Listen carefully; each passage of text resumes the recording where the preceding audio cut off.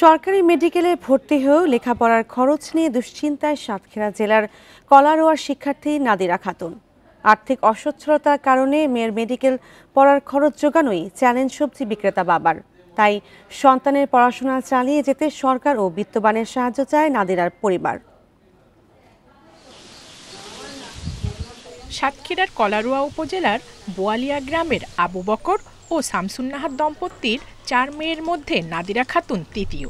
উচ্চ মাধ্যমিকে জিপিএ 5 পেয়ে উত্তীর্ণ হয়ে অংশ নেন মেডিকেল ভর্তি যুদ্ধে, সফলও হন। ভর্তি হন চাঁদপুর সরকারি মেডিকেল কলেজে।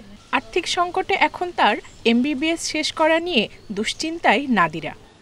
মেডিকেলে আমি ভর্তি হয়েছি, এখন আমার এই কোর্স সম্পূর্ণ করতে 5 বছর লাগবে, কিন্তু এই 5 বছরের যে ব্যয়বহুল টাকা, যে অ্যামাউন্টের যে টাকাটা লাগবে, কিন্তু সেই টাকাটা আমার আব্বুর পক্ষে সব কিছু অ্যারেঞ্জ করা সম্ভব নয়।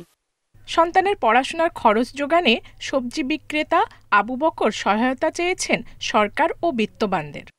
5 বছরের কোচিং করতে গেলে আমার অনেক টাকার প্রয়োজন। আমার চালাতে গেলে অনেক কষ্ট হয়ে যাচ্ছে।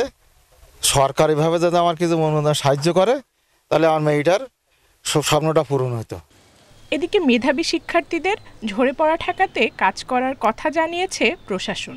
তো এই ব্যাপারে আমরা উপজেলা প্রশাসন তাকে আশ্বস্ত করেছি সবসময়ই তার পাশে থাকবে।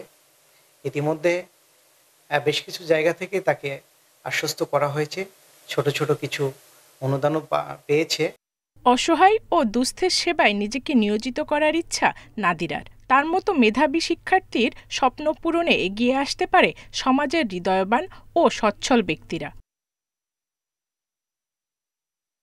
Independent news.